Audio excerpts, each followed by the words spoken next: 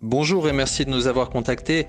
Alors ce jour, une vingtaine d'organisations burundaises, africaines et internationales appellent à la libération immédiate et sans condition de la journaliste Sandra Muhoza, qui a été détenue arbitrairement depuis le 13 avril 2024. Elle a été arrêtée dans des circonstances qui s'apparentent à un kidnapping, sous un faux prétexte et en dehors de tout cadre légal, puis livrée au Service national de renseignement, le SNR, et poursuivie ensuite et inculpée sur la base de deux chefs, notamment atteinte à l'intégrité du territoire national, mais aussi aversion raciale, pour avoir fait un commentaire dans un groupe WhatsApp de journalistes.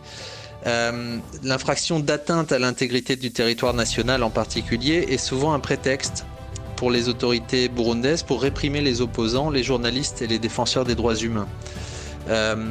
Elle a été détenue depuis donc Sandra Muhoza à la prison centrale de Mpimba à Bujumbura et jugée en 2024 en première instance. Le ministère public a requis une peine de 10 ans de prison ainsi qu'une peine de 2 ans de prison additionnelle pour le deuxième chef d'inculpation. Elle a été condamnée à une peine d'1 année et demie de prison en décembre 2024. Elle a interjeté appel et l'appel aura lieu le 4 mars 2025, donc la semaine prochaine. Je dirais qu'au-delà de son cas particulier, Sandra Muhoza est représentative de la façon dont les voix indépendantes sont traitées au Burundi. Journalistes, défenseurs des droits humains, citoyens qui expriment une opinion qui ne va pas dans le sens du parti au pouvoir, CNDD-FDD.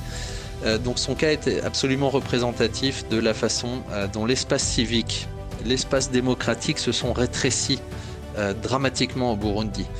Les mécanismes internationaux, notamment le rapporteur spécial des Nations Unies sur le Burundi, ont mentionné son cas et appelé à sa libération en qualifiant sa détention d'arbitraire.